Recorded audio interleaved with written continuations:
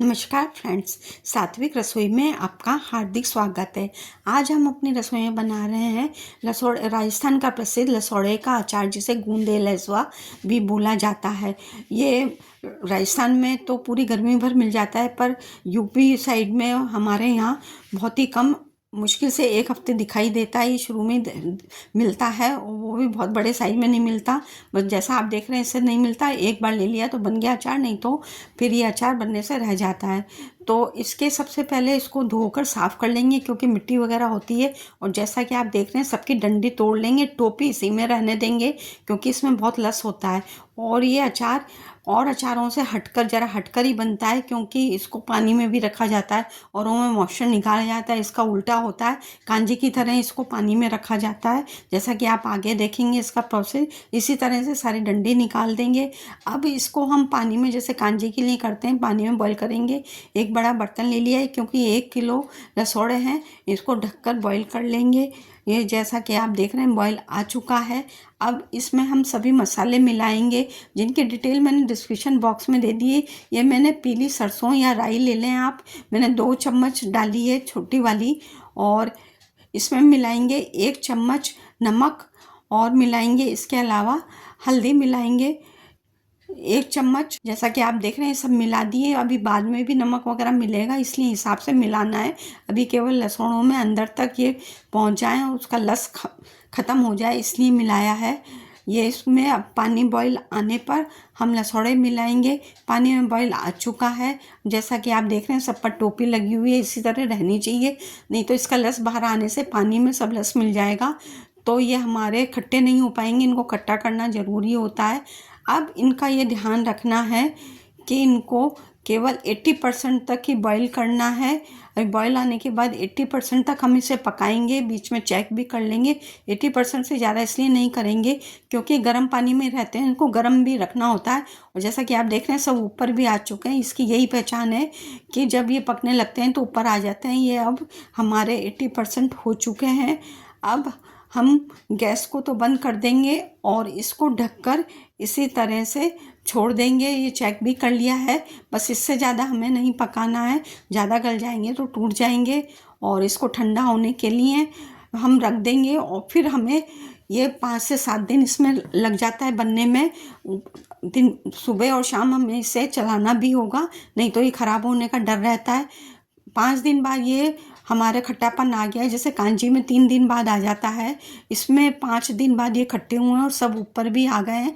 इसका मतलब हो चुके हैं और इसकी अरोमा भी आने लगी है। अब इनका ये प्रोसेस बहुत ज़रूरी है। इनको पानी में धोएंगे।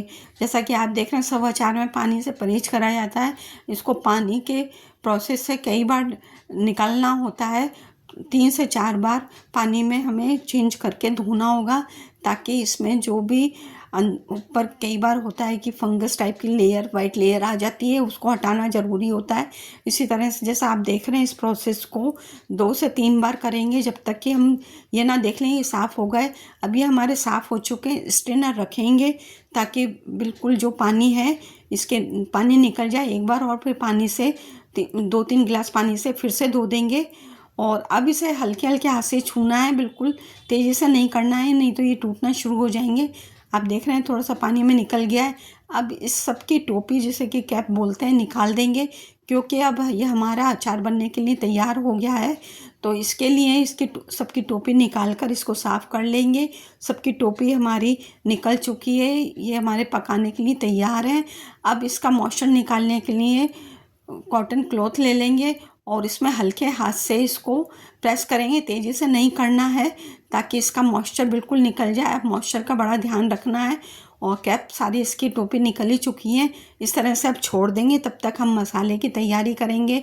2 बड़ी चम्मच टेबल स्पून सौंफ लिए मोटी वाली, 2 चम्मच ही राई लिए पीली वाली सरसों, या आप काली भी लेना चाहें। मैं काली से लेती है, अचार कालापन आ जाता है, तो 1 चम्मच वो ले सकते हैं। और दाना मेथी 1 टेबल स्पून लिए। इन तीनों को हम रोस्ट करेंगे और रोस्ट करने के बाद इसका पाउडर तैयार करेंगे। ये पिसे हुए मसाले लिए, नमक लेंगे और हल्दी पाउडर लेंगे। लाल मिर्च मैंने 2 तरह की लिए, एक तो कलर के लिए लिए कश्मीरी लाल मिर्च, और दूसरी तीखा लाल लिए, ताकि इसमें थोड़ा तीखापन अचार में होगा नहीं, तब तक वो अचार अच्छा नहीं लगता है। अब इन सबको हम रोस्ट करना है, तो कोई बर्तन लेंगे और सिम पर हम इसको रोस्ट करेंगे। इसके लिए सबसे पहले सौंफ को करेंगे सिम पर हल्का हल्का भून लेंगे। इसमें से अच्छी सी एरोमेटिक स्मेल आने लगती है। इसके बाद इसी तरह से सरसों को भी मिला देंगे और उसको भी हल्का हल्का भूनेंगे। सब काम सिम पर ही करना है। इसके बाद अब हम दाना मेथी को भी मिला देंगे। दाना मेथी मिलाने के बाद बहुत अधिक हमें रोस्ट नहीं करना है। किसी भी अचार का मसाले रोस्ट करने से उसकी साल भर तक जो शेल्फ लाइफ है वो बढ़ जाती है। इसीलिए स्टोर करने से पहले कोई भी अचार बनाए तो मसालों को इस तरह से रोस्ट कर ले। अब हम तेल को गरम कर लेंगे। ये मैंने 2 से 3 कप गरम करके इसे हमें ठंडा करना होगा। और ये हमारा मसाला भी तैयार हो चुका है, ग्राइंड हो चुका है। इसको इसी में मिला देंगे। जो हमने पिसे मसाले लिए थे सबको एक साथ मिला देंगे। अब हमें अचार में इसको मिलाने की ज़रूरत पड़ेगी। सबको मिलाकर एक साथ कर देंगे। ये परफेक्ट मेज़रमेंट है 1 किलो रसोड़े के लिए। ये जो हमने नाप तो लिया है बिल्कुल परफेक्ट है। तो इसका डिस्क्रिप्शन बॉक्स में डिटेल्स दे दी हैं, वहाँ से आप देख सकते हैं। इसी तरह से इसका लसौड़ी की सब्जी भी बनती है, जिसका कि आपको डिस्क्रिप्शन बॉक्स में लिंक दे दिया है, वहाँ से इसकी सब्जी भी बना सकते हैं। इसमें हम आम मिलाएंगे। कच्चा आम लिया, ये 1 पाव लिया है, पर मैं 2 ही आम मिलाऊंगी और इसका छिलका हम नहीं हटाएंगे। जैसे कैरी का अचार बनाते हैं तो उसका छिलका नहीं हटाते ही, इसी से करेंगे। इसके ऊपर नीचे का और जो ख़राब पार्ट है वो निकाल दिया है। बाकी का फाँके काट लेंगे, छोटे छोटे टुकड़ों में करेंगे। और एक समान एकदम महीन चॉप करने के लिए, क्योंकि पहले से हमने हल्दी किसी में नहीं रखा तो मैं चॉपर में कर रही हूँ। इससे एक समान छोटे छोटे टुकड़े पीसेस हो जाएंगे। सबको इसी तरह से चॉप कर लेंगे। देख रहे हैं जैसा आपकी एक समान छोटे छोटे हो गए, जिससे कि हम इंस्टेंट डालेंगे। हमने पहले से इसको हल्दी और नमक में नहीं रखा था, तो ये जल्दी से हमारे तैयार हो जाएंगे। अब हमें मसाले में तड़का लगाना है लसौड़े में अचार के लिए। तो इसके लिए 1 कप तेल लिया है। कप इस समय हम कम ही लेंगे ताकि मसाले में लसौड़े आपस में अच्छी तरह से मिल जाएं और उसमें कोटिंग भी अच्छी तरह हो जाए। इसके लिए 1 चम्मच पीली सरसों, 1 छोटी चम्मच काली सरसों लिए, ये तड़के के लिए लिए इसलिए। और 1 चम्मच हमने दाना मेथी ली है। इसके अलावा 1 छोटी चम्मच आधी छोटी चम्मच कलौंजी या मंगरेला जिसे बोलते हैं वो लेंगे। 1 छोटी चम्मच हम लेंगे हींग।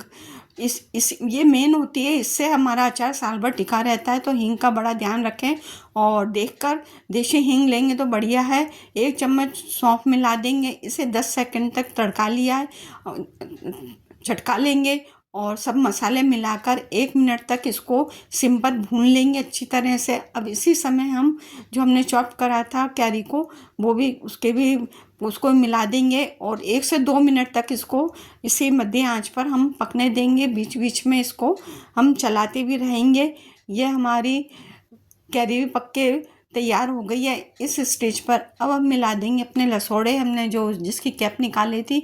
ये प्रोसेस अब इस समय ध्यान देने योग्य है कि इसमें मतलब इसको उलट पुलट कर हल्के हाथों से करें, जैसा कि आप देख रहे हैं, नहीं तो ये टूट सकते हैं।